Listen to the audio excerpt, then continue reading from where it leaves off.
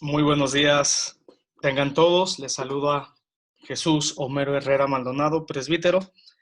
Me han encomendado dar este curso de eclesiología y pues lo hago con mucha alegría, deseando que de algo sirva en nuestra formación, en esta bella responsabilidad que tenemos de la catequesis.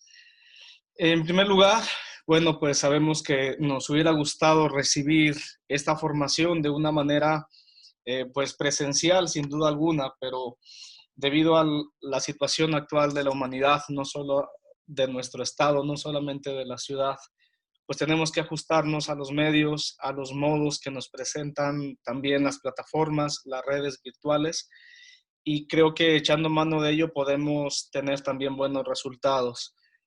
Les pido mucha paciencia en primer lugar, pues no es fácil estudiar a distancia, no es fácil concentrarse tal vez de la misma manera, no es fácil aclarar las dudas que pudieran surgir, pero bueno, vamos dando algunos pasos. Les pido yo que los demos paulatinamente. No sé si vaya a haber una oportunidad de retroalimentación, pero seguramente con el padre Daniel Medina ustedes le pueden preguntar y de ser así, yo estoy en la mejor disposición. En segundo lugar, pues es un curso, digamos, elemental, muy fundamental. Comprende 4 sesiones nada más. A uno le hubiera gustado pues tener un poquito más de amplitud de días, de también contenidos para ahondar más en las cuestiones esenciales. Pero bueno, creo yo que con estos 4 temas que vamos a ver, que a continuación los voy a señalar, podemos hacernos una idea suficiente, al menos para nosotros también tener herramientas y de esta forma exponer nuestra fe, exponer la realidad de la iglesia y hacerlo bien. Por lo tanto, les enuncio los temas que vamos a ver en este curso. Cada sesión va a durar alrededor de 40-45 minutos y he optado por estos 4 temas porque me parecen los más elementales, aquellos que en principio pues todo catequista debería conocer. Espero que este curso nos haga enamorarnos más de la iglesia, nos haga ver en medio de la incertidumbre humana, en medio de la historia, del devenir del ser humano, y también de la iglesia, pues su origen divino, que de eso yo creo que no dudamos, pero muchas veces nos hace falta justificarlo, nos hace falta precisarlo y también entender teológicamente tal fundamento. Entonces vamos a ver en primer lugar el origen de la iglesia, el origen trinitario. Este es el primer tema. En segundo lugar, veremos la fundamentación cristológica de la iglesia, algo sumamente importante porque la iglesia tiene que ver también con un proceso histórico salvífico. Ha sido fundada por Cristo, pero también es verdad, bajo una estructura, bajo unas circunstancias que nosotros tenemos que entender adecuadamente. En el tercer tema veremos las notas características de la iglesia. ¿Por qué creer en la iglesia? ¿Por qué estamos seguros que esta es la iglesia de Jesucristo, verdad? Eh, la iglesia una, santa, católica y apostólica. Y finalmente, a modo de tal vez de conclusión, yo les propongo reflexionar sobre algunas imágenes desde las cuales la tradición, desde las cuales pues el pensamiento cristiano ha hablado de la iglesia. Creo que es fundamental que nosotros conozcamos estos 4 aspectos. Sin duda alguna puede haber más temas, yo lo sé, pero me gustaría que al menos en lo esencial tuviéramos una idea de lo que es la eclesiología, y a quien guste, pues hay también en nuestra arquidiócesis 2 institutos aquí en la ciudad de Durango para seguir formándonos teológicamente. Está el Instituto de Teología para Laicos, que también lo recomendamos ampliamente. Tiene clases martes en la mañana, miércoles en la tarde y jueves en la noche. Y está el Instituto Fides et Ratio, también de clases aquí sí de lunes a viernes, donde podrán encontrar información no solamente de eclesiología, sino de las diversas ramas del saber teológico. Pues bueno, sin más preámbulos, simplemente pues felicitarlos por su labor catequista, por su labor catequética en sus parroquias, pues seguirlos invitando a que trabajen por la construcción del reino de Dios, que lo hagan con esa pasión que ustedes tienen, una oportunidad magnífica. La catequesis no solamente es para los niños, es para todos los adultos, para todos los cristianos. Pues ustedes tienen que ser un testimonio vivo de lo que es la iglesia. Felicidades por tal ministerio. Ahora sí, pues entramos en el tema en cuestión. Les pido mucha atención.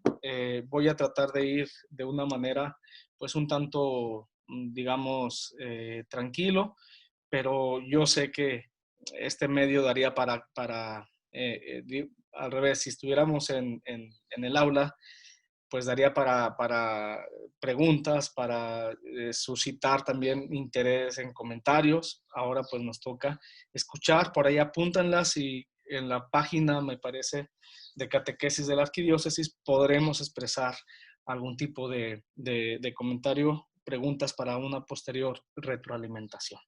Bien, pues vamos ahora sí al origen de la iglesia. ¿Qué pensamos nosotros cuando alguien nos pregunta de dónde viene la iglesia? ¿Cómo y cuándo comienza esta? Generalmente, pues tendemos a decir que esta viene pues en el llamado que Jesús hace a sus apóstoles, que ahí tiene su origen, tal vez en la Pascua, en Pentecostés, en la elección de Pedro, o en ese pasaje tan paradigmático donde Jesús le dice a Pedro en Mateo 16 que él es la piedra y sobre esa piedra va a construir su iglesia. Claro está, son fundamentos históricos, cristológicos de mucha importancia, pero una pregunta más honda, una pregunta más profunda nos haría preguntarnos por el origen último. Y es aquí donde yo quiero que vayamos en nuestra reflexión. La iglesia, es verdad, tiene un surgimiento histórico que lo vamos a ver en el segundo apartado de este curso, pero tenemos que comenzar diciendo que la iglesia tiene su origen en Dios mismo. Y aquí creo que tenemos que hacer un momento de detenimiento. ¿Por qué? A ver. Porque cuando hablamos de iglesia no podemos hablar nosotros simplemente de esta como una realidad estructural, como una realidad jerárquica, jurídica, sino que tenemos que ir al fondo de la cuestión. ¿Qué es lo que ofrece la iglesia? ¿Qué es lo que nos otorga el estar en una iglesia católica fundada y querida por Dios desde la eternidad y no en una iglesia, por decirlo de algún modo, fundada por los hombres? Nosotros no negamos el componente humano de la iglesia, claro está, pero si nosotros analizamos el origen último de la iglesia, tenemos que decir que esta viene de Dios. El carácter mistérico de la iglesia proviene de la Trinidad. Tal vez sean palabritas por ahí un poco técnicas que nos dificulten, pero no tienen la mayor complicación. Es decir, la iglesia tiene también un carácter mistérico porque no es posible reducir la explicación de esta a una razón meramente humana, ¿verdad? Detrás de ella se esconde, lo palpamos cuando nosotros entramos a una iglesia, cuando celebramos los sacramentos, cuando nos damos cuenta de la salvación que Dios ha pactado con un pueblo, que ha proyectado él mismo encarnarse y ha nombrado una comunidad para que continúe la obra de su Hijo, pues nos dice que aquí hay algo más que una explicación humana. A estas preguntas nosotros tenemos que responder con fundamento, ¿verdad? ¿De dónde viene? Pues ya estamos diciendo que viene de Dios, que viene de la Trinidad. ¿Y cuándo y cómo comienza la iglesia? Bueno, pues a esto vamos a intentar responder en este apartado. El fundamento de la historia de la salvación es Dios uno y trino. Fíjense cómo he cambiado a propósito mi léxico. Veníamos hablando de iglesia y ahora estamos hablando de historia de la salvación. ¿Qué quiere decir eso? Que la iglesia se inserta en un proyecto, que la iglesia se inserta en un proceso salvífico, podemos también llamarlo nosotros, previo a su fundación histórica. Esto ya es mucho decir. ¿Por qué? Porque cuando nosotros nos preguntamos de la iglesia o acerca de la iglesia, no solamente lo hacemos desde una perspectiva de la iglesia visible, por decirlo así, sino que nos estamos preguntando cómo es ese Dios que ha querido una asamblea, que ha reunido en torno así a la humanidad para compartirle su proyecto salvífico. Y en esto tenemos que echar nosotros la mirada hacia atrás, ¿verdad? Hay un pueblo al que Dios ha elegido que se llama Israel y tenemos que ver entonces qué continuidad y qué novedad aporta ahora la iglesia fundada y querida por el Hijo a el pueblo de Israel. Hay o es posible establecer una línea, un punto en común, o son dos cosas totalmente diversas, son dos cosas contrapuestas. Pues sin duda alguna, Dios ha ido revelándose paulatinamente, esto tenemos que decirlo. La revelación es un proceso, vamos a llamarlo así, progresivo, donde Dios no es que se haya revelado una sola vez para siempre, no. Ha habido etapas de la historia de la salvación hasta llegar al momento de la plenitud, ¿verdad? Desde la creación hasta la consumación a la que está llamada la creación, Dios se ha ido revelando de diversas maneras. En primer lugar, mostrando su rostro creador, luego eligiendo en Abraham un pueblo, luego configurándolo con Moisés, con la ley, finalmente con los profetas. Y tenemos que decir que en la base de ese pueblo, Dios ha decidido continuar su obra salvífica enviando a su Hijo, ¿verdad? El Concilio Vaticano enseña lo siguiente. Quiero que presten atención, lo voy a leer detenidamente y luego vamos a comentar este apartado. A todos los elegidos desde toda la eternidad, el Padre los conoció de antemano y los predestinó a ser conformes con la imagen de su Hijo, para que éste sea el primogénito de muchos hermanos. Encontramos aquí la cita de Romanos 2, 8, 29. Determinó a convocar a los creyentes en Cristo, en la nueva iglesia, para que fuera prefigurada desde el origen del mundo, preparada admirablemente en la historia de Israel y en el Antiguo Testamento, constituida en los últimos tiempos, manifestada por refusión del Espíritu Santo y que está llamada a perfeccionarse gloriosamente al final de los tiempos.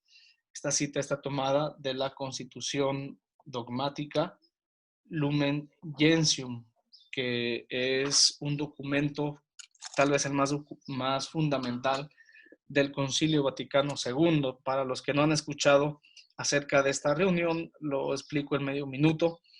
Es el último concilio de la Iglesia, convocado por el Papa Juan XXIII, en el que, a diferencia de otros concilios donde se condenaba alguna herejía, donde se defendía algún punto de la fe, el Papa convoca a este concilio a todos los obispos para hablar de la iglesia. Es el concilio de la iglesia para la iglesia.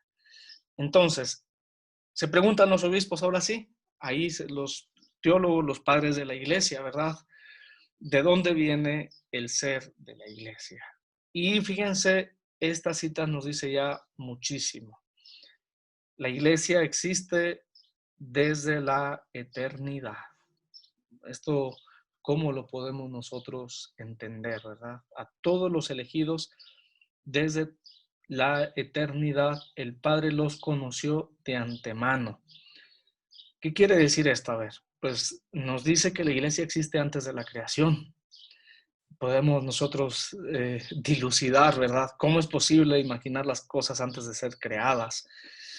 ¿Cómo es posible pronosticar su existencia antes de que aparezca lo que vemos, lo que existe? Bueno, tiene que ver con una idea mucho más honda, ¿verdad? Dios ha creado todas las cosas no simplemente por un deseo de ver cosas distintas a Él. Dios, nuestro Padre, ha creado el cosmos, ha creado al hombre para compartirle su vida. Este es el fundamento último de la historia de la salvación. Ese misterio de amor eterno del Padre que ama al Hijo y en el amor del Espíritu Santo, y el Hijo ama al Padre con este mismo amor, esta plenitud de vida, Dios ha querido también compartirla a algo distinto de Él. Y aquí surge la creación, aquí surge el mundo, ¿verdad? Entonces, una vez que Dios crea, nosotros podemos decir, crea para salvar. No sé si ustedes hayan tenido oportunidad de escuchar, por ejemplo, en el tiempo de Navidad, en la misa del 25 de diciembre, se dice esto de manera bellísima, ¿verdad? Es cierto que es admirable la creación por la perfección que vemos. Tan solo basta mirar en la noche las estrellas, el orden que hay, las estaciones, todo cuanto existe. Nosotros mismos como personas, constituidos como seres vivos, somos una maravilla. Pero dicen estas oraciones, sobre todo la oración colecta del 25 de diciembre, más admirable aún es la redención que Dios nos ha otorgado en Jesucristo. Porque entonces esto quiere decir que toda la creación, que todo cuanto existe, tiene un sentido.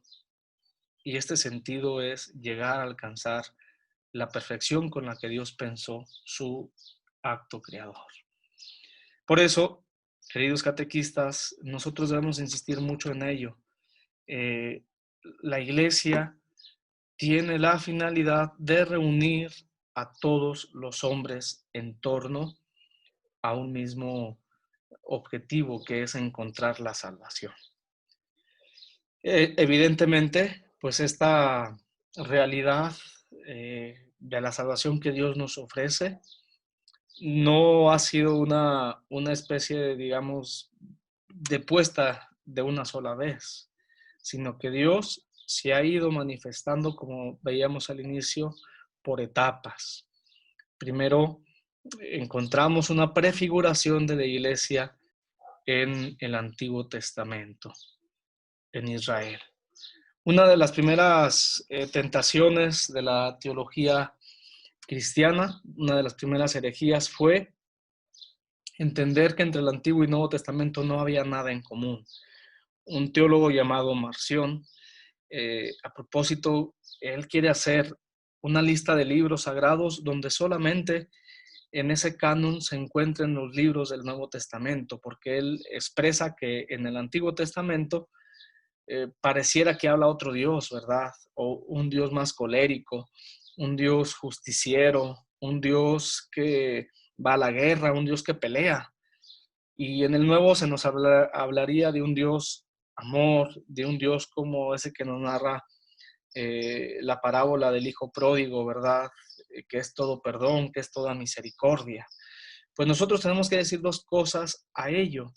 En primer lugar, lo que decíamos, el proceso de revelación es, por llamarlo así, progresivo. La revelación ha ido jalonada, ha estado jalonada por etapas, pero o antes, ¿qué querrá decir esto? Bueno, que, por ejemplo, nosotros no le podemos pedir a un niño de sexto año, de quinto año, que nos haga un plano con todo el cálculo matemático de la ingeniería civil, de un puente, por ejemplo, ¿verdad? Una estructura de un domo. No tiene los conocimientos, aunque sepa matemáticas, tiene que emprender un proceso mucho más fuerte, acorde a su edad. Pues bien, algo parecido es en la historia de la salvación. Dios nos ha llevado paso a paso. Y también es progresiva nuestra manera de entender la revelación, eso hay que decirlo. Quiere decir que cada generación puede aportar algo a esa revelación que Dios da. En segundo lugar, Es verdad que hay algunas imágenes en el Antiguo Testamento que parecieran estar, al menos, o poner en cuestión la imagen del Dios del Nuevo Testamento, ¿verdad? Esas que señalábamos. Pero sería muy burdo reducir el Antiguo Testamento a estas imágenes que nosotros proyectamos desde afuera muchas veces. En el Antiguo Testamento también se esconde hondamente y da sentido a toda la historia de la salvación, desde la creación hasta el último libro, el Dios fiel, el Dios que permanece fiel a la alianza, aunque Israel falle, ese Dios que sigue llamando al pueblo, que sigue enviando profetas, que se sigue manifestando, el Dios de la misericordia, el Dios que no quiere sacrificios, el Dios del amor, ¿verdad? El Dios que también quiere y escucha, quiere la salvación del pueblo y escucha sus lamentos, le dice a Moisés. Bueno, es cierto, esta revelación es la de un Dios único y es la que continúa en el Nuevo Testamento. Pero ahora nosotros tenemos que decir, con la plenitud de la encarnación y también con la plenitud del Espíritu Santo. Es decir, ahora Dios hablará ya no a través de emisarios, a través de intermediarios, sino a través de su mismo Hijo. Ahorita vamos a entrar allí, ¿verdad? Nada más acorde con la naturaleza social del hombre que la intención misma de Dios con la iglesia. Eh, Aristóteles definía al hombre como un ser político, son politicón. ¿Qué quiere decir? Bueno, que la naturaleza del hombre invita a de por sí a entablar relaciones con los demás. Nosotros lo podemos ver, ¿verdad? Desde el trabajo, desde realizar un objetivo, una empresa, tenemos que echar mano siempre del que tenemos al lado y él de nosotros. Y pudiéramos pensar que esta es en el fondo la última exigencia a la que responde la iglesia, ¿no? Dios respeta, claro, ese ser social del hombre, pero no es esa necesidad de sociabilizar del hombre, de socializar lo que hace posible a la iglesia. Más bien se inserta también esa característica en el ser eclesial. La iglesia responde a un plan divino, que no es el resultado de una iniciativa humana. Eh, Aquí también esto nos debe dar muchas luces y muchas pautas. Hoy nosotros escuchamos, sin duda alguna, pues muchos, a lo mejor comentarios negativos en torno a la iglesia. Eh, Antes los escuchábamos a lo mejor exclusivamente de los hermanos separados que criticaban la vida de los creyentes, la vida de los sacerdotes, la vida de la jerarquía, las riquezas de la iglesia, tantas cosas falsas que inventan, ¿verdad? Ahora lo escuchamos en las redes sociales, ahora lo escuchamos también en la televisión, en las noticias, escándalos, muchas veces ciertamente con dolor lo decimos, la verdad, pues reales, otras veces también infundados y muchas veces pues dados a conocer para causar sensacionalismo. La iglesia sigue siendo la institución mundial más importante, al menos a nivel de convocatoria, a nivel de resultados mediáticos para la prensa. Pero se nos olvida esto, ¿verdad? Hay un carácter mistérico, hay un carácter eh, de fundación divina que está también en la iglesia y que sin él no se puede explicar. Eso también nosotros deberíamos tenerlo en cuenta cuando hablamos en cada lugar ante distintos escenarios de la iglesia. Y esto nos debe llevar a ver en su origen también nuestra misma posibilidad de destino. Si la iglesia es fundada por la Trinidad, si la iglesia tiene su origen en ese designio amoroso de Dios Padre que libremente quiso convocar a la humanidad para compartir su vida, quiere decir que la iglesia llegará a ese mismo punto final que tiene también en su recorrido, tiene que ser culminado por Dios. Si Dios la ha creado, si Dios la ha convocado, si Dios le ha dado su ser, pues bueno, este es el punto al que debe llegar, en realidad es ese punto inicial del amor divino. Y por eso llegar ahí, ¿verdad? Nosotros estamos convencidos porque aparte es a la luz de la revelación, el Espíritu Santo la acompaña. Su fundamento es la comunión de los que Dios mismo ha convocado para comunicarse a ellos y hacer la familia de Dios en la tierra. Nosotros afirmamos, y lo vamos a ver en la cuarta sesión, que la iglesia es un misterio de comunión. Esto es muy importante destacarlo.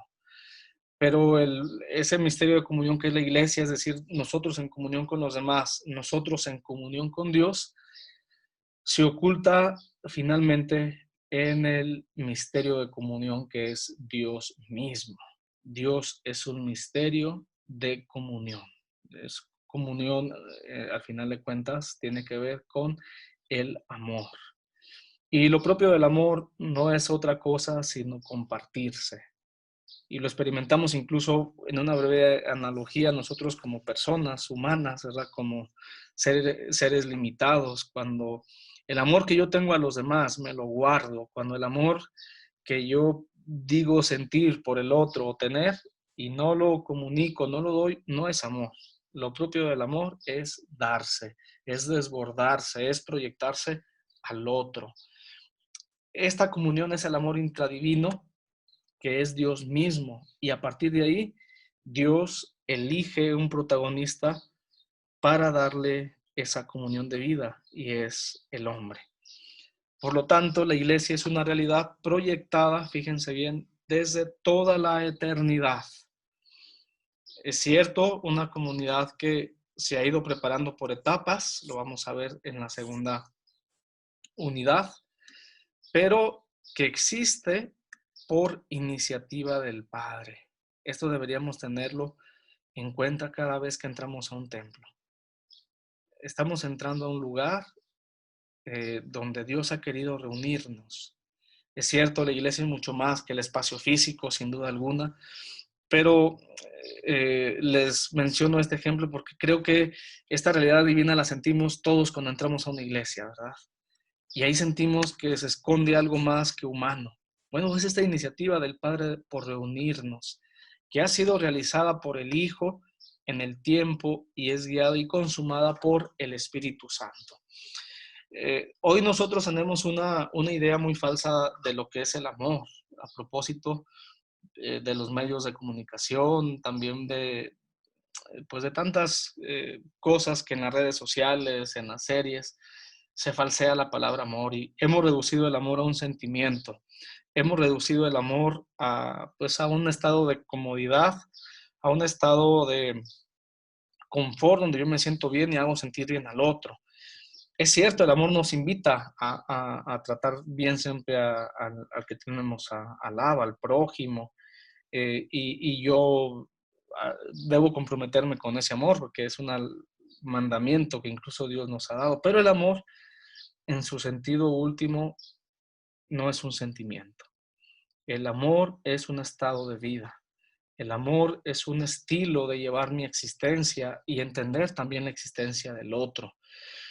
Cuando decimos amar a alguien, pero nuestro amor raya en las palabras, cuando nuestro amor no trasciende nuestra persona, nuestra capacidad verbal, pues entonces ese amor en realidad no existe, no se convierte en vida, no se convierte en obras, sino en palabras, ¿verdad?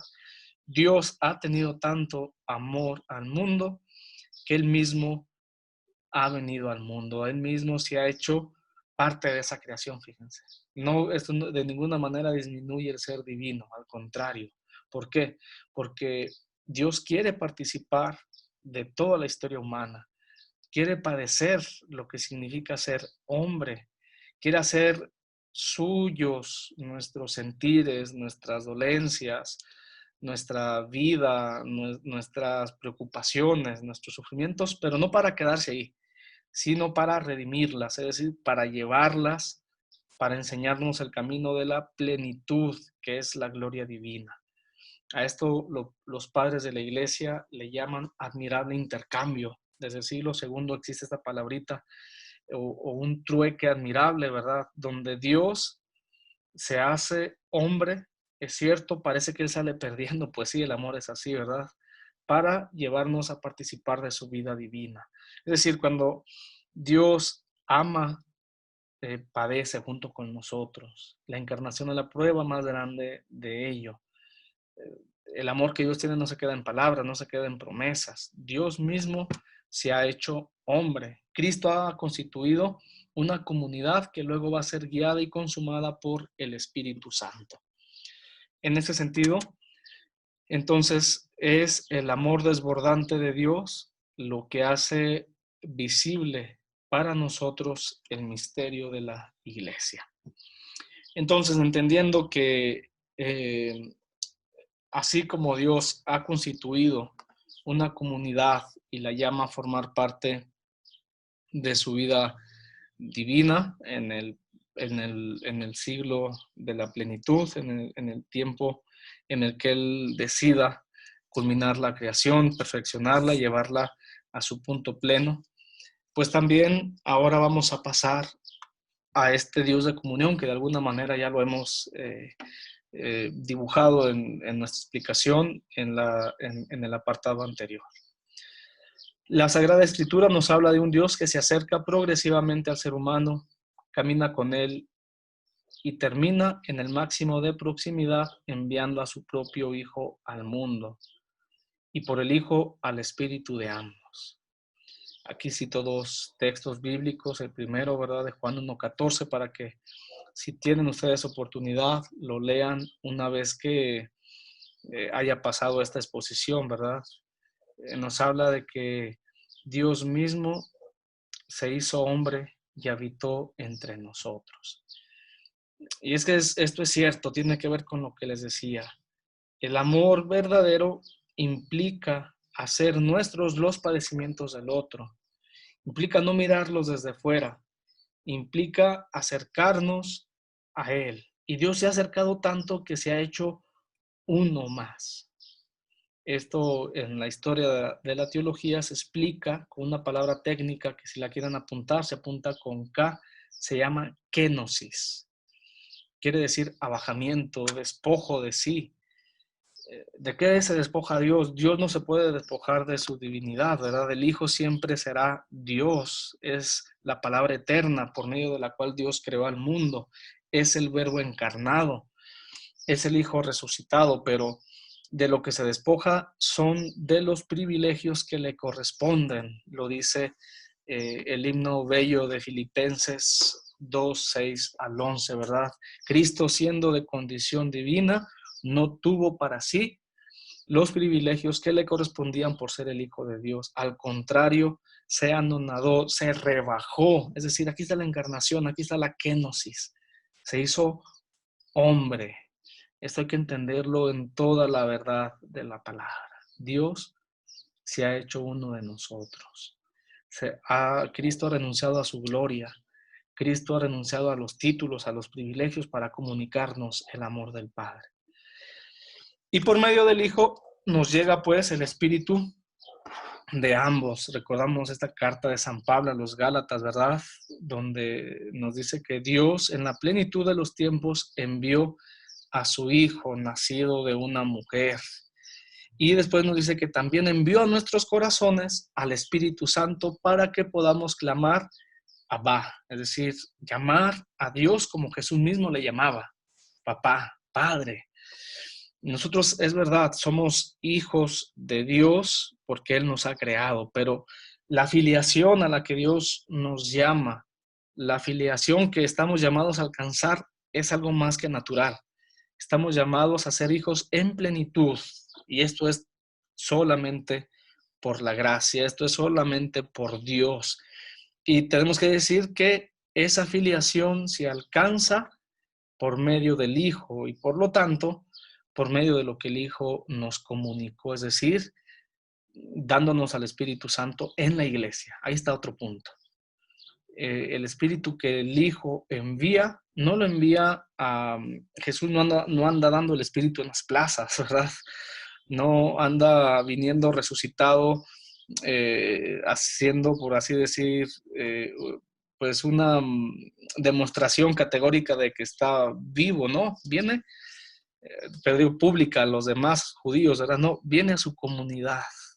Jesús viene a los apóstoles, viene a los discípulos que están reunidos en el cenáculo, viene a ellos, viene a la iglesia. Fíjense, esta es la verdad que está detrás, por lo tanto, de nuestra afirmación: Dios es amor. ¿Qué quiere decir? Pues que Dios se ha desapropiado de sí mismo, de su, digamos, ha salido de su vida plena, inmanente, para darse en la historia al hombre, sin que esto signifique que Dios quede explicado, que Dios quede reducido a lo que conocemos de él por medio de la historia, ¿verdad? Un teólogo del siglo XX que se llama Karl Rahner, tal vez junto con otro suizo que se llama Hans Uns von Balthasar, dice que Karl Rahner, que lo que vemos de Dios en la historia, es decir, la Trinidad económica, es lo que es Dios en sí mismo, es decir, la Trinidad inmanente. Dios se ha manifestado en el mundo tal como se ha realizado para nosotros en la historia. El amor de Dios Padre es frontal e inicial, origen de la vida, es quien nos convoca y reúne a la humanidad en torno a Él. El Hijo es amado antes de la creación del mundo. Por lo tanto, Dios traslada la eternidad del amor al tiempo para que participemos por medio de la encarnación de esa comunión, de ese amor. El Espíritu representa, pues, para nosotros ese lazo, ese nexo de unión entre el Padre y el Hijo. Otra constitución muy importante, otro documento del Concilio Vaticano II, Gaudium et Spes, nos dice lo siguiente: la Iglesia, que procede del amor del Padre Eterno, de ese designio salvífico que Dios tiene al hombre, ha sido fundada en el tiempo por Jesucristo, Redentor, y congregada en el Espíritu Santo. Tiene una finalidad salvífica y escatológica que no se puede lograr plenamente sino en el siglo futuro. Esto ya lo hemos explicado, pero pues nos insiste la Constitución Gaudium et Spes en esa realidad del amor divino como fundamento último del ser de la Iglesia. Por lo tanto, la Iglesia es una realidad destinataria del plan de Dios Padre. Tenemos que situarla previa a la eternidad. Dios decide venir al mundo, ¿cómo? Por medio del envío, esto quiere decir la misión, ¿verdad?, del Hijo y del Espíritu Santo. Hay un proyecto universal creador y salvador que está en el Padre. Por eso la Iglesia está llamada a ser sacramento de comunión con Dios, porque de él ha tomado ese origen. La Iglesia es un sacramento de salvación. Se realiza en la misión del Hijo. El Hijo es quien congrega a este pueblo, quien lo constituye, ¿verdad? Llamando en primer lugar, veremos a los apóstoles, fundando un nuevo Israel, donde se inaugura en la tierra el reinado de Dios por medio de la Iglesia, y que se prolonga mediante la obra santificadora del Espíritu. Por lo tanto, nos acercamos a la Trinidad en un mismo Espíritu. La Iglesia es continuadora, sí, de la misión que Dios Padre confió al Hijo y al Espíritu Santo. No podemos situarla fuera de esta misión. Voy a llegar al tercer punto, simplemente para explicar brevemente esto que confesamos, cómo está en el credo. En nuestra profesión de fe, al final nosotros tenemos una parte conclusiva donde después de confesar al Espíritu Santo decimos: creo en la Iglesia, que es una santa, católica y apostólica. Pudiéramos pensar entonces, la Iglesia en nuestro credo está en la misma dignidad, en el mismo nivel y altura que la Trinidad. Bueno, tenemos que responder detenidamente. Claramente no, ¿verdad? Cuando nosotros decimos creo en la Iglesia, no lo hacemos con la misma fuerza categórica de cuando afirmamos creo en Dios Padre, Dios Hijo y Dios Espíritu Santo. Credo ecclesiam, que quiere decir creo en la iglesia, significa creer eclesialmente, es decir, creo con la iglesia, creo a la iglesia que ha sido fundada por Dios en Cristo. El yo de las fórmulas del credo es el yo comunitario del creyente. El Dios cristiano es un Dios vivo, es amor, existe en diálogo y en éxtasis, saliendo de sí mismo. Por lo tanto, tenemos que decir, cuando nosotros decimos creo en la iglesia, no estamos diciendo que creemos en ella como un ser divino, ¿verdad? Porque no es divino. Estamos diciendo que creemos en ella en cuanto una realidad querida por Dios para nuestra salvación, como el espacio visible en el que Dios ha querido comunicarnos pues su vida divina por un lado, pero también nuestra misión. Esto es importante. La iglesia es inseparable del Espíritu Santo. Creemos a la iglesia porque es de Dios. Aquí está la clave. La nación santa. Esta es santa e inmaculada, como lo dice este himno de Efesios 5:27, ¿verdad? Donde habla de la relación de Cristo con la iglesia como su esposa. Pero tenemos que decir entonces que a pesar de las fallas de la iglesia, que a pesar de los errores que nosotros y fragilidades como seres humanos vemos en su estructura, la realidad última es esta, es un pueblo querido por Dios y la iglesia no es solamente la jerarquía, la iglesia no son solamente los obispos, los sacerdotes, lo que vemos, la iglesia somos todos los bautizados. Pero todavía más, no solamente esta parte, ¿verdad? La iglesia tiene un componente esencial que es la presencia del Espíritu Santo en ella. El Espíritu es quien la ilumina y la conduce, la llena con sus dones y carismas y actúa en sus sacramentos, le garantiza su participación en la vida eterna. El Espíritu Santo habita en la iglesia y en el corazón de los fieles como en un templo. Además, dirige la iglesia hacia la verdad. Es quien realiza la comunión eclesial y une a cada fiel con Cristo. Todo el mensaje de Cristo presente en el Evangelio, presente en la predicación de los apóstoles, el Espíritu Santo lo ha llevado a las diversas etapas de la iglesia, toda la humanidad, insertándolo en su corazón. Ese espíritu que hemos recibido en el bautismo, ¿verdad? Así pues, creemos en Dios y solo en Dios. Esto es clave. Y al confesar la iglesia, tan solo reconocemos que la iglesia es de Dios y para Dios. Ahí está. Tiene un origen divino y va hacia ese origen frontal, ¿verdad? Va caminando hacia él, que se dará cuando Dios perfeccione en la parucía todas las cosas. La iglesia ocupa, por tanto, un puesto privilegiado en la economía de la salvación. Pues de esta manera terminamos esta primera sesión. Les agradezco su atención. Sé que pudimos haber ahondado tal vez más, pero pues les pido mucha, en primer lugar, disposición para en los momentos que ustedes puedan tener nuevamente un repaso. Van a estar las diapositivas pues disponibles. Si gustan también apuntar las citas que están por aquí para que las lean más detenidamente. Y concluimos diciendo pues el hablar de la iglesia a todos nos debe llevar a hablar del Dios en cuya misericordia y bondad infinita, en su libertad también suprema, ha querido salir de sí para darse a la creación, para darse al hombre. Aquí tiene su origen de ser. Ese Dios no es un Dios solitario, es el Dios uno, pero es el Dios trino, el Dios que es perfección de amor, perfección de comunidad, perfección de comunión. Y así como Dios es comunión hacia adentro, así son las relaciones de Dios, plenas en amor. Dios ha querido ser también comunión hacia afuera, con nosotros, con la iglesia. Pues muchas gracias por su atención.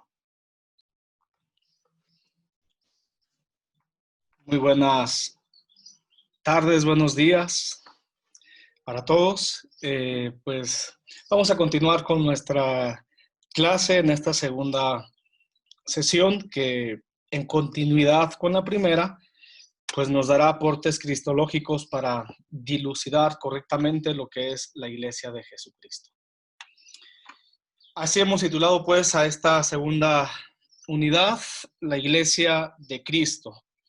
Una parte fundamental en el desarrollo de la eclesiología es encontrar todos los vestigios cristológicos acerca de su fundación.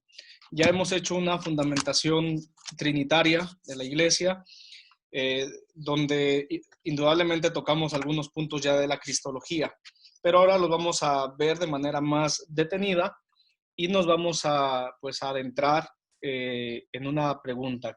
¿Quiso Jesucristo fundar una iglesia? Y de ser así, ¿cómo la quiso, verdad? Pues estamos aquí para dar respuesta, al menos para iluminar la cuestión, y espero que sea de provecho para todos. Adelante. Comenzamos con una tesis fundamental. En este primer apartado, la fundación de la Iglesia por Jesucristo. Esta es la tesis. El ministerio de la Iglesia se manifiesta en su fundación. En relación con el anuncio del reino, con su proximidad, Jesús reunió en torno a sí un grupo de discípulos, entre los que escogió a los 12, distinguiendo de un modo especial a Simón Pedro. En la última cena y en la experiencia pascual de los discípulos se encuentran dos momentos decisivos del origen de la Iglesia. Por lo tanto, en esa tesis ya dibujamos de manera incipiente los temas fundamentales que tenemos que argumentar cuando nosotros hablamos de la fundación cristológica de la Iglesia. Y están enumerados aquí, ¿verdad?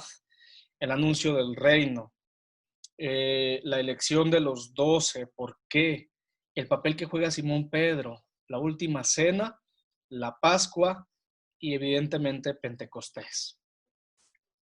¿De dónde viene la Iglesia? A esta pregunta intentamos responder trinitariamente en la primera sesión de nuestro curso. Ahora tenemos que hacer esta respuesta desde una perspectiva más histórica y cristológica. Creo que hay bastantes elementos, ya los hemos señalado, y estaremos en relación con esos elementos señalándolos, esperemos al menos principalmente. ¿Cuándo y cómo comienza la Iglesia? Esta pregunta también la lanzábamos de alguna manera en la tesis anterior. ¿En qué momento podemos decir que surge la Iglesia? Si queremos verlo históricamente, pues habrá diversidad de opiniones, ¿verdad? A lo mejor en la llamada de los discípulos, en la cruz, en la resurrección, en Pentecostés. Bueno, vamos a adentrarnos. Hay una primera objeción que creo que en la medida en que respondamos a esta objeción, vamos a ir dando los cimientos, los fundamentos para una eclesiología cristológica suficientemente adecuada. Un autor del siglo XVIII, lo así plantea una cuestión a la que nosotros desde la teología tenemos que responder. Jesús anunció el reino de Dios y lo que sobrevino fue la Iglesia. Es algo que vamos a escuchar comúnmente, ¿eh? La idea de Jesús, dicen algunos, no fue la de fundar una iglesia, al menos no fue su idea principal. El motivo central de la predicación de nuestro Señor fue el anuncio del reino. Ok, pareciera que serían dos magnitudes contrapuestas, casi en contraposición frontal, el anuncio del reino por un lado y el surgimiento de la iglesia. Este teólogo protestante ha dado directamente en el núcleo de la cuestión eclesial, y es a lo que nosotros intentaremos ajustarnos para responderle con criterios también obtenidos de la Biblia en primer lugar y de la tradición. ¿Qué tenemos que decir? La iglesia es una realidad totalmente diversa, contrapuesta a la idea de Jesús. Jesús nunca quiso reunir en torno a sí a una comunidad, y además a una comunidad que continuara su obra mesiánica tras su partida. Parece que hay elementos para constatarlo, ¿verdad? Es cierto que Jesús fundó un movimiento espiritual sin darle una estructura, simplemente que fue un profeta carismático que anunció el reino de Dios, su perfecta revelación en él, pero que no quiso dejar una comunidad que continuara con su obra. ¿Cuál fue la intención de Jesús? ¿Cómo y cuándo la iglesia terrestre, esta iglesia que vemos nosotros, se ha constituido en lugar de reunión del pueblo escatológico de Dios? Por pueblo escatológico entendemos nosotros por el pueblo final, por el pueblo elegido, pero ciertamente no solamente con unos visos históricos, sino que el pueblo que camina en la historia de la salvación hacia la plenitud definitiva de Dios. El misterio de la Santa Iglesia, entonces, nosotros también tenemos que decir, se manifiesta en su fundación. Nuevamente citamos la Constitución dogmática Lumen Gentium, tan importante en ese capítulo 5, para entender es el ser eclesial. Voy a señalar algunos puntos fundamentales que nos permiten echar una mirada a todo el proceso histórico salvífico, como lo adelantábamos en la primera unidad, para comprender este devenir de la conformación de un pueblo por parte de Dios. Primero, tenemos que darnos cuenta, inicia ese pueblo en el Antiguo Testamento y cómo podemos ver la continuidad de este pueblo, de las mismas promesas salvíficas de Dios a este pueblo, ahora en Cristo, en una nueva comunidad. O mejor dicho, en el verdadero Israel. Este proceso viene por etapas. En primer lugar, pues nosotros encontramos las promesas del Antiguo Testamento sobre el pueblo de Dios que Jesús asume en su predicación. Esto es muy significativo porque nuestro Señor nunca, por decirlo de algún modo, desdice las promesas que Dios ha tenido con Israel. Jesús no reniega de Israel, al contrario, él dice que en primer lugar ha venido a llamar a las ovejas descarriadas de Israel. Jesús es un judío, nuestro Señor asume la fe judía, la vive, pero aquí la novedad es que habrá un proceso también de purificación de esa fe, ¿verdad? De apertura universal a los paganos, a los gentiles, y veremos toda la cuestión ritual como ya no será central en la predicación de nuestro Señor. Otro aspecto, el llamamiento de Jesús y la invitación a creer en Él.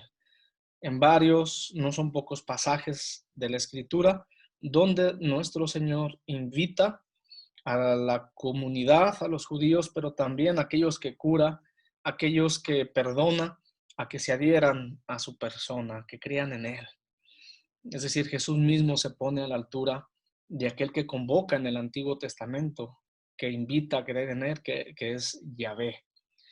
La vocación e institución de los 12 apóstoles. ¿Por qué Jesús elige a los 12? ¿Por qué este simbolismo tan fuerte? Tiene que ver mucho con, evidentemente, con las 12 tribus que representaban al Israel de la alianza. Ahora nuestro Señor elige 12 apóstoles en continuidad con esas promesas salvíficas que Dios había hecho a las 12 tribus. La atribución de el nombre de Simón Pedro y su puesto privilegiado en los 12. Es decir, cómo cambia Jesús intencionalmente el nombre de Pedro, pero de Simón, al que va a llamar Pedro, que significa roca, y le dará una constitución especial Jesús dentro de este grupo de los apóstoles. ¿Qué quiere decir? Bueno, aquí ya hay elementos de una estructura que al parecer el mismo Señor quiere para su iglesia, para su comunidad, donde Pedro es la figura principal de los discípulos, donde es el portavoz y donde es ese puente entre Cristo y la comunidad. El rechazo a Jesús por Israel, esto lo vemos manifiesto en todo el Evangelio y va a llegar a su culmen en el episodio de la cruz. El Señor sabe que su mensaje es frontal, que su mensaje invita a una renovación de la alianza en el pueblo judío desde sus entrañas. No es una predicación superficial. Israel debe convertirse al mensaje de Cristo para continuar en ese camino salvífico que Dios le ofrece al pueblo. La institución de la cena y la persistencia en el mensaje del reino de Dios al afrontar la pasión y muerte. Vamos a ver los gestos que hay en la cena. No podemos hacer una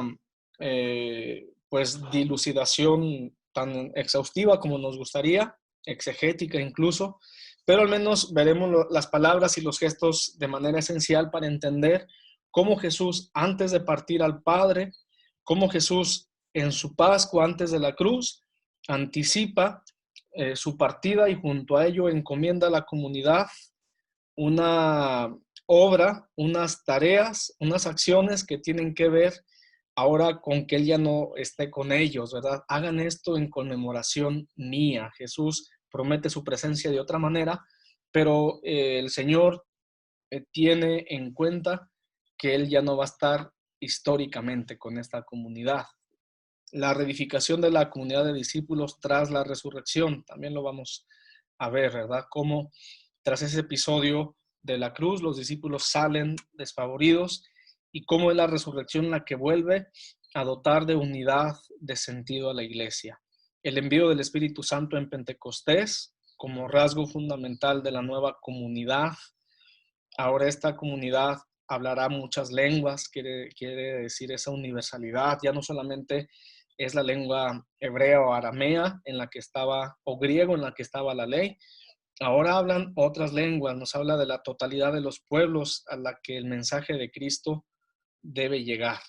La misión abierta a los paganos, hay una ruptura, lo veremos sobre todo en San Pablo, en su predicación, entre el nuevo y el viejo Israel. Los cristianos que no son de origen judío no están obligados a cumplir con las normas rituales de la Torá.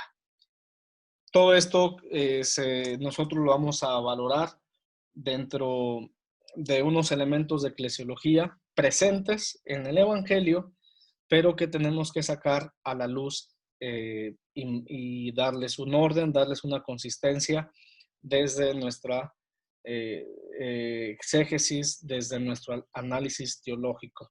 A este proceso se le llama eclesiología implícita, es decir, los elementos que están ahí para sacarlos a la luz y entender bien la cuestión eclesial. Vamos pues a adentrarnos al tema. Hay una relación entre la predicación, el obrar de nuestro Señor en torno al reino de Dios y la iglesia. Sin duda alguna, el centro de la predicación de nuestro Señor Jesucristo es el reino de Dios.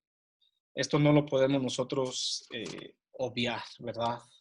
Jesús no comienza su mensaje diciendo que Él quiere conformar una nueva comunidad, un nuevo pueblo, una nueva iglesia, no. Jesús comienza su mensaje y esta cita que vamos a leer a continuación va a ser el hilo conductor de todas sus obras y de todas sus palabras. Se ha cumplido el tiempo y ha llegado el reino de Dios. Arrepentíos y creed en el Evangelio. Muchos señalan, muchos autores bíblicos, que este pasajito de 2 versículos pequeñito señalaría una síntesis de todo el obrar y de toda la misión de nuestro Señor, ¿verdad? El anuncio del reino. Jesús habla de un tiempo cumplido. Esto es fundamental. Es decir, el tiempo de las etapas que nosotros vimos jalonadas desde el Antiguo Testamento han llegado a su plenitud. Es decir, ahora comienza una nueva edad, una nueva época en la humanidad en torno a la relación del hombre con Dios. Jesucristo es el punto central. No es un profeta más, no es un enviado más. Es el pontífice por excelencia. Jesucristo es el Hijo de Dios que nos viene a revelar el rostro del Padre. Una revelación insuperable. Pues bien, en este mensaje Jesús se dirige a la comunidad de Israel en su totalidad. Si vemos El primer mensaje de Jesús va dirigido a los judíos. Esto nos debe llamar la atención, ¿verdad? Porque entonces comprendemos que nuestro Señor no quiere romper con la tradición de Dios, con la tradición judía, con los libros sagrados, con los profetas, con los patriarcas, con la ley, ¿no? Jesús quiere llevarla también a otro punto de plenitud. Entonces viene a este pueblo con todo lo que significa el pueblo de Israel. Y Jesús anuncia el reino, lo sabemos ya, los que estudiaron Cristología, yo creo que esto lo pueden traer muy a la mente, ¿verdad? Nos va a ayudar bastante, con palabras y acciones. Las acciones ya las conocemos, ¿verdad? Milagros, curaciones, exorcismos, acciones contra las autoridades, donde Jesús cuestiona su manera de proceder. También podemos señalar, por ejemplo, la acción que Jesús tiene en el templo de Jerusalén, de expulsar a los mercaderes. Es un acto escatológico, profético, pero también con palabras.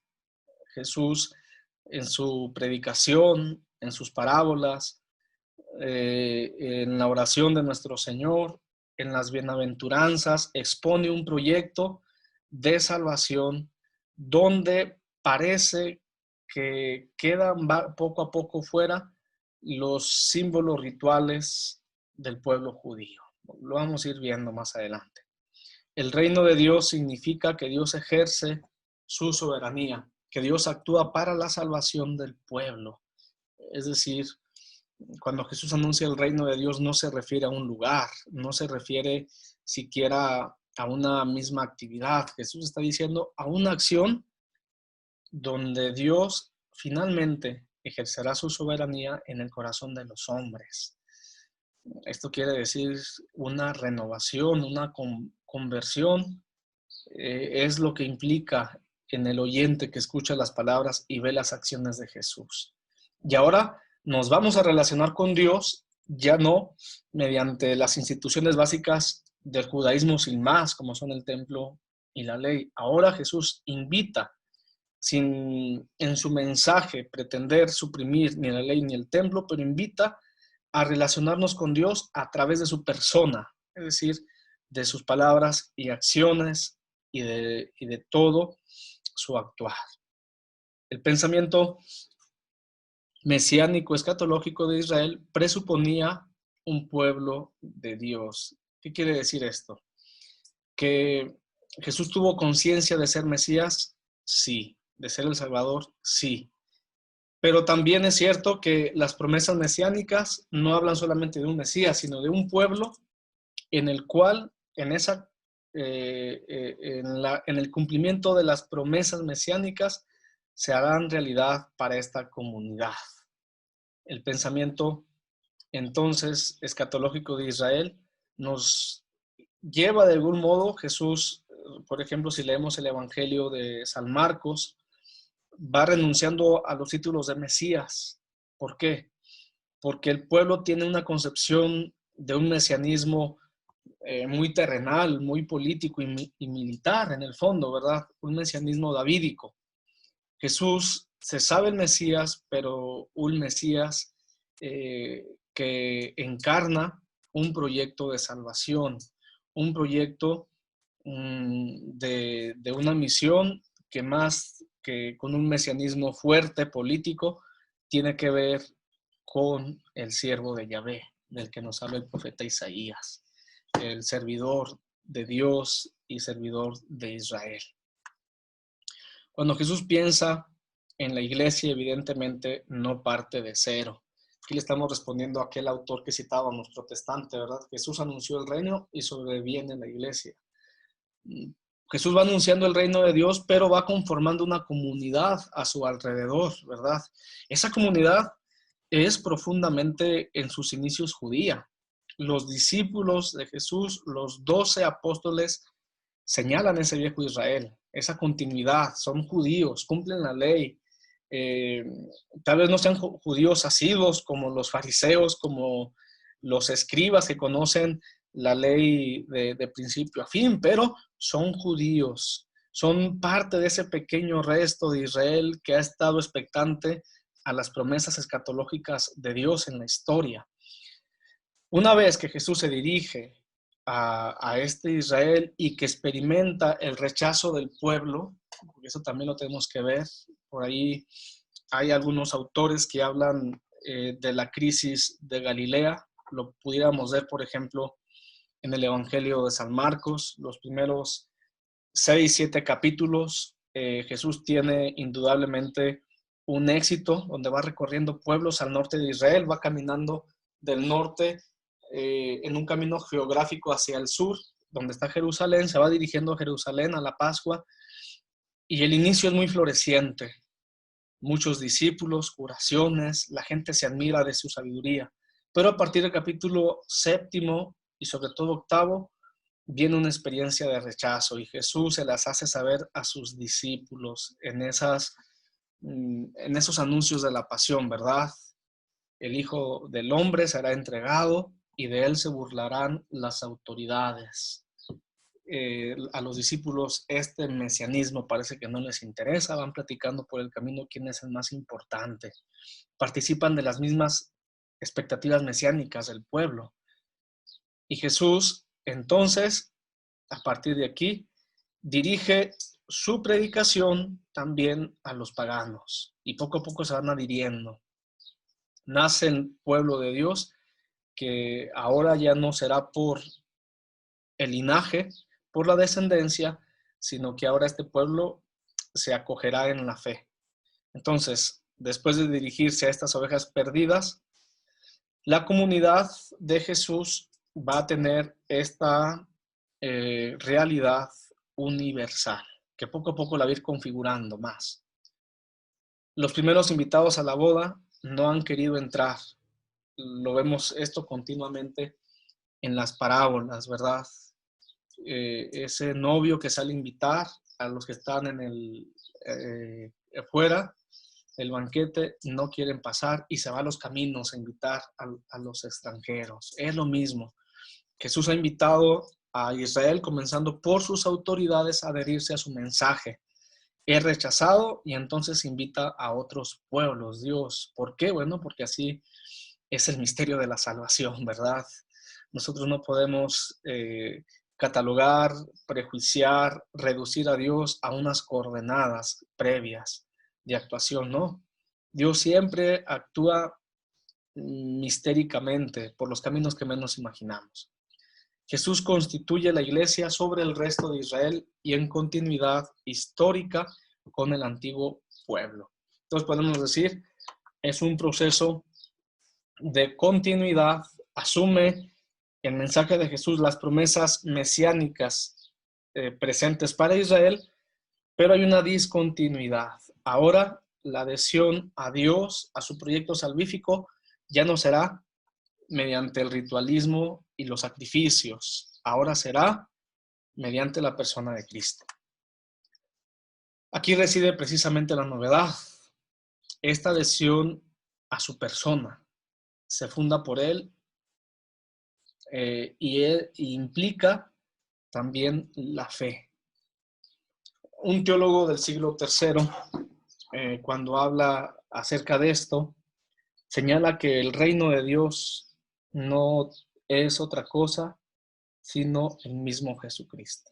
Él le llama la autobasileia. Basileia en griego quiere decir reino, es decir, el reino en persona. Allí donde se produce la presencia de Cristo, allí comienza a hacerse presente el reino de Dios. Y eso también lo tenemos que ver nosotros en nuestra fe, queridos catequistas. No basta con cumplir por obligación lo que nos manda la iglesia, los preceptos, si no llevamos este compromiso existencial de hacer presente el reino de Dios donde nosotros estemos. Un reino de Dios indudablemente que nos habla de justicia, un reino de Dios que nos hermana con el prójimo, un reino de Dios que nos compromete a la transformación del mundo, un reino de Dios que nos invita a caminar de la mano con Jesús hacia la consumación de la iglesia, ¿verdad? Entonces el nuevo pueblo de Dios surge por la aceptación del reino que llega con la persona de Jesús. No hay, pues, oposición entre el reino que Cristo buscó y la iglesia que convoca, porque esa iglesia surge precisamente con los apóstoles, con los 12, con el nuevo Israel. La iglesia y el reino, por el contrario, nacen juntos. De tal manera, cuando Jesús habla del reino, piensa en una comunidad, se dirige a ella. Crecen juntos y coincidirán, esto sí hay que decirlo, plenamente en el reino del cielo.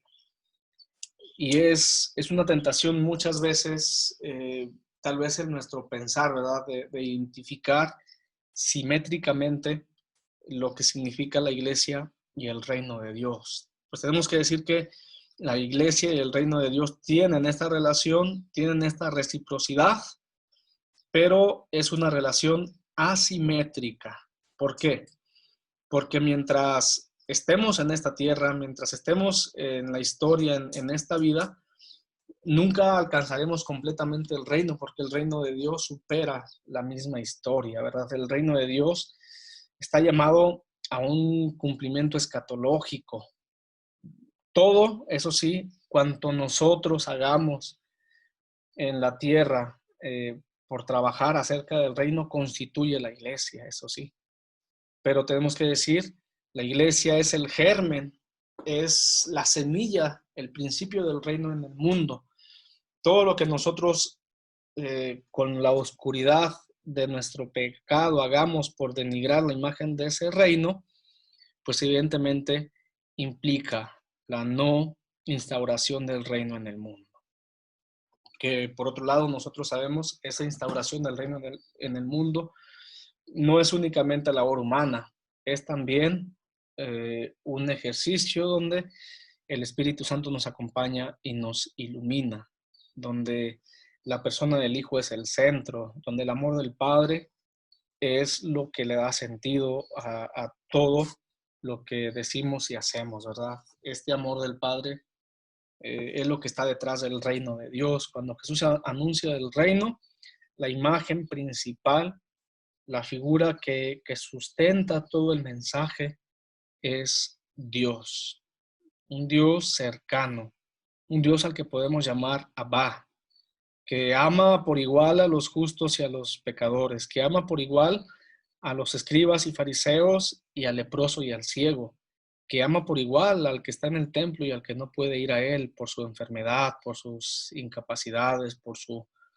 fragilidad humana. Es el Padre de todos, el Creador, que nos muestra su rostro en el Hijo. La mejor imagen, la más bella de este Padre es esta que Jesús nos trae. Puede ser sintetizada, por ejemplo, en esta parábola de Lucas 15, la parábola mal llamada del Hijo pródigo. Se debe llamar la palabra del Padre bueno, el Padre que se alegra con la conversión del pecador, el Padre que sale a su encuentro y lo abraza, que lo invita a su fiesta. Ese es el Dios de Jesucristo, el que nos invita a su vida, el que mira nuestro pasado con compasión y misericordia, el que espera con los brazos abiertos nuestro volver a la vida, ¿verdad? El Hijo estaba en la muerte con sus obras y una vez que ve al Padre, vuelve a vivir, vuelve a ser persona. Pues cristológicamente podríamos decir mucho, pero tenemos que seguir avanzando. La institución de los 12 como tercer punto. Ya hemos dicho algunas cosas, pero ahora vamos a delimitarlas más para que nos queden los cimientos eclesiológicos suficientemente claros. Nuestro Señor quiso reunir a la comunidad de la alianza. Jesús predica el reino de Dios en orden a convocar a los elegidos y fundar un nuevo Israel. Esto es fundamental. Los 12 representan un signo eficaz de la restauración y reunión del pueblo escatológico final de las 12 tribus. Nosotros recordamos que cuando después de que Israel es deportado a Babilonia, la unidad del pueblo se rompe. Ahora los judíos ya no van a habitar en una sola tierra, no van a ser gobernados por un solo rey, no van a ir a un solo templo, el templo es destruido. El judaísmo se distribuye en la geografía de aquel entonces. Y las promesas que Dios hace a los profetas, y los profetas lo expresan así, cuando llegue el reino de Dios, cuando Dios nuevamente convoque en alianza a todo Israel, el primer signo o uno de los signos más esperados y de las promesas a realizarse será la reunificación y restauración de las 12 tribus por medio de la acción divina. Entonces, cuando Jesús convoca a 12 apóstoles para que lo acompañen, nos dice Marcos, ¿verdad? Designó a 12 para que lo acompañaran y para enviarlos a predicar con poder de expulsar demonios. Es claramente en alusión a decir que esta promesa escatológica de la reunión del Israel definitivo ya está sucediendo. Y Jesús los llama, ¿verdad? De diversas maneras. Algunos son pescadores, están a la orilla del mar. Otros cobran impuestos. Gente sencilla, sin duda alguna. Personas pues sin mucha ciencia, personas sin mucho conocimiento de la ley tal vez, pero son llamados por misericordia. ¿Para qué? Para estar con Él simplemente. Jesús no eligió a los mejores hombres, hay que decirlo. Si hubiera sido así, pues elige a los letrados, elige a los ilustrados que explicaban la ley, fariseos, sacerdotes. Jesús elige lo pobre del pueblo judío. Y esto a nosotros también nos debe decir mucho, porque significa que pues desde su origen la iglesia no es una iglesia de santos, por llamarlo así. Estamos llamados a la santidad, claro, todos. Nadie puede decir que no. Todos estamos llamados a la conversión, a la santidad. Pero este componente humano de fragilidad está presente desde el inicio. Dios quiere un pueblo, lo quiere desde sus entrañas, y Jesús nos dice que los apóstoles con esta elección pues son amados por Él y los llama para que lo acompañen, para instruirlos evidentemente y para enviarlos a predicar. Otra de las cuestiones que le estamos respondiendo a Alfred lo así, ¿verdad? Jesús eligió a un grupo particular, los instruye y luego los envía. Ahí está claramente un signo eclesial. Jesús sí piensa en una comunidad, le da su autoridad, dirá el Evangelio de Marcos. Los constituye, es decir, los rehace en su ser, en su compañía, para que vayan en su nombre, con todas las potestades de ser sus enviados. De manera germinal, es el patrón de este modelo básico de la iglesia, estar con Él para tomar parte de su servicio. Esto es lo que todos, si quieren ustedes señalarlo así, es la finalidad de todo cristiano, ¿verdad? Estar con Jesús en la oración, en el diálogo, para luego formar parte de sus enviados. Este círculo será el portador primario del mensaje de la resurrección. A estos mismos que Jesús instruye e instituye, luego el Espíritu Santo con toda su fuerza vendrá a ellos y saldrán a los pueblos a predicar la resurrección. Jesús los hizo partícipes de esta misión. Lo podemos ver, por ejemplo, en esta cita de Mateo 19:28, en esta realidad donde Jesús los constituye ahora como los representantes de Israel, ¿verdad? Os sentaréis sobre 12 tronos para juzgar a las 12 tribus de Israel. Ellos son el nuevo Israel, nosotros somos el nuevo Israel, gracias a los apóstoles, gracias al Espíritu Santo en primer lugar.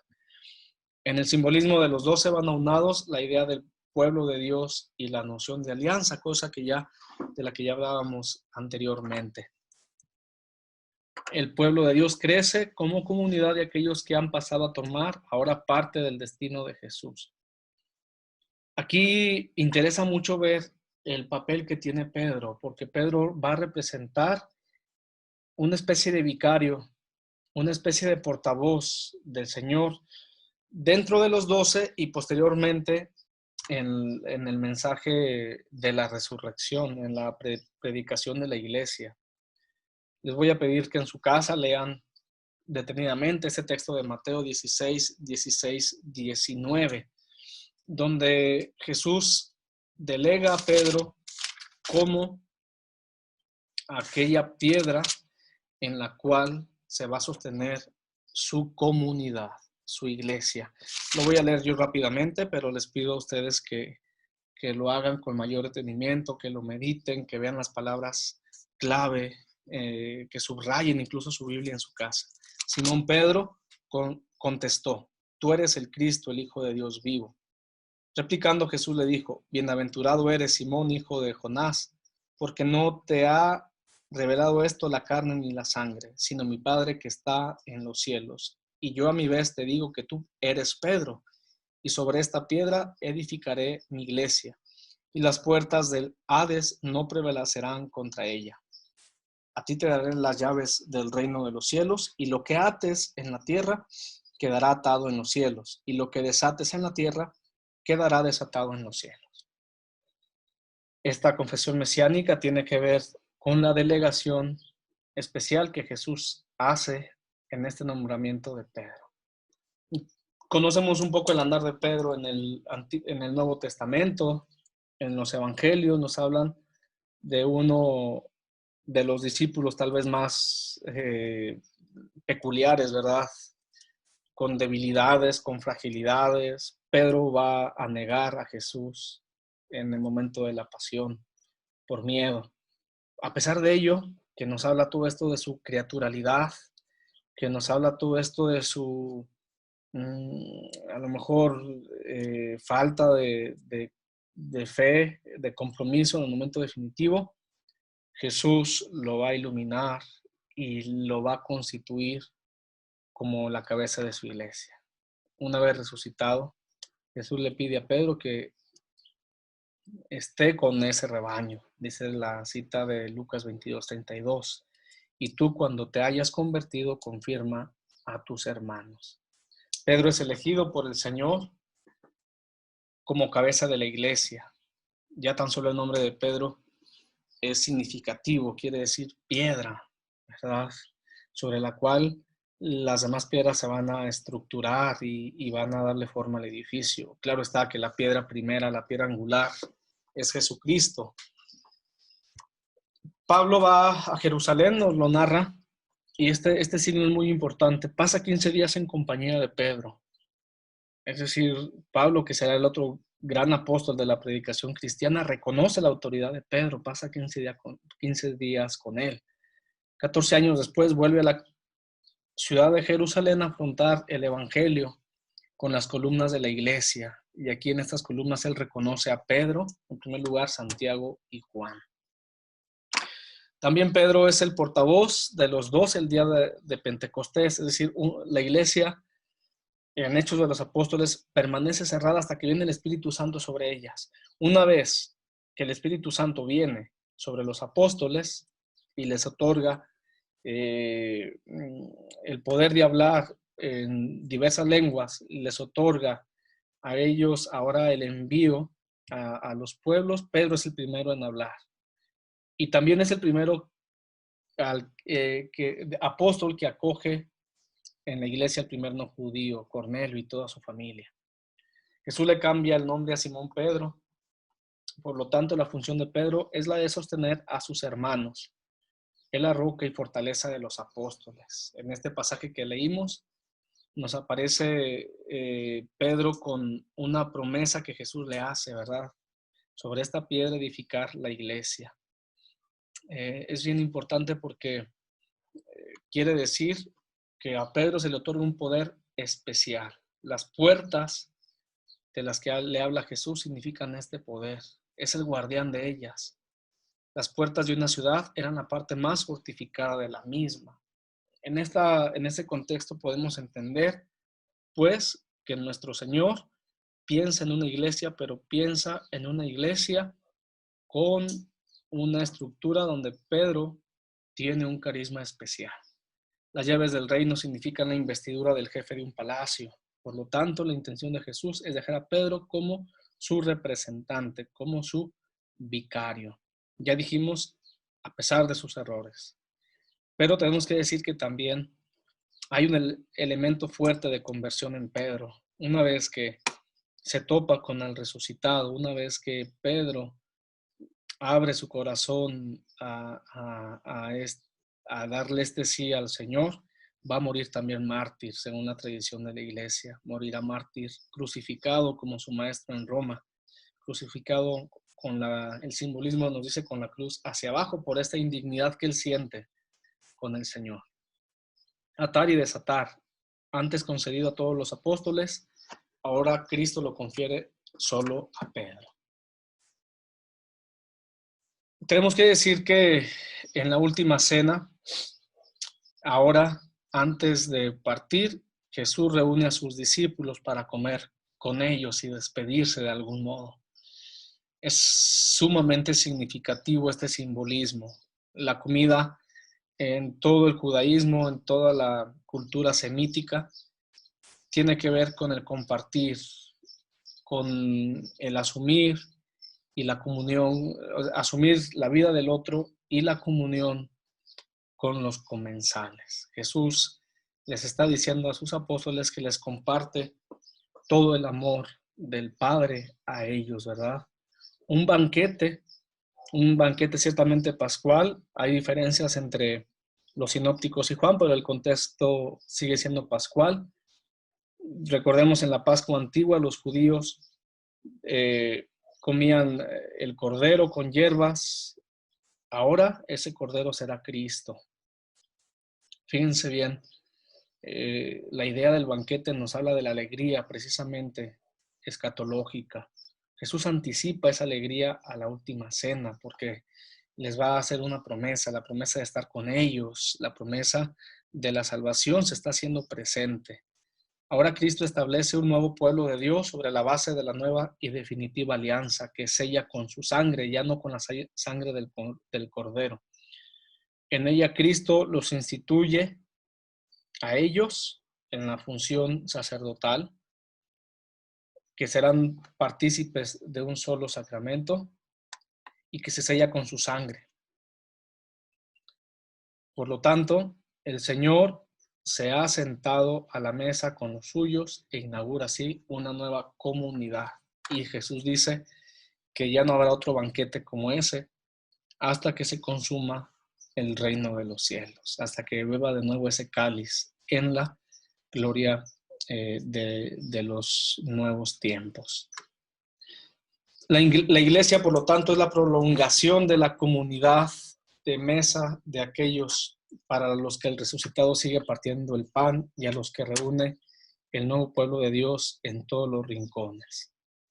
La Eucaristía se va a convertir así en el centro de esa comunidad, en el centro de esa iglesia, en el centro de ese pueblo, donde Jesús mismo está, parte el pan y lo da para la salvación de todos.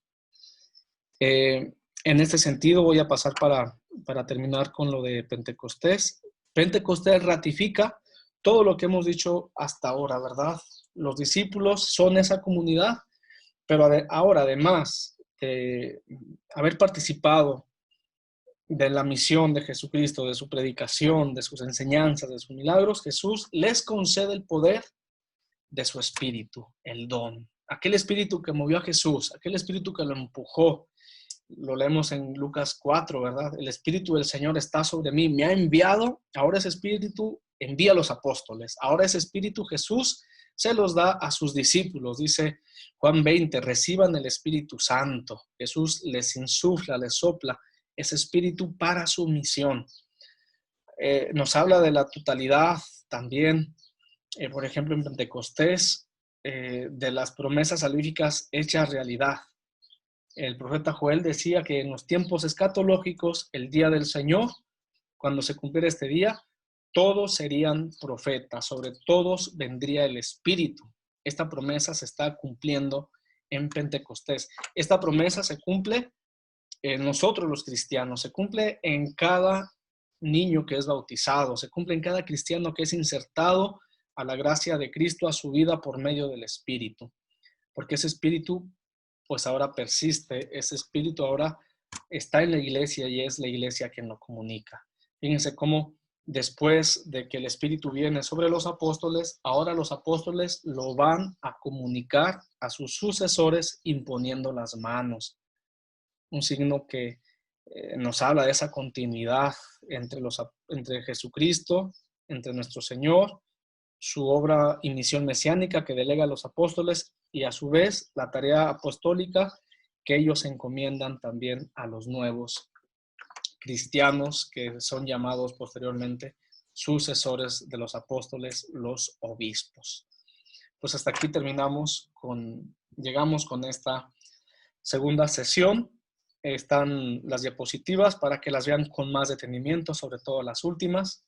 Les agradezco su atención y nos vemos, Dios mediante, espero yo, en la siguiente sesión, donde esperamos también que aprendamos en compañía de la Escritura y de la tradición de la Iglesia. Muchas gracias.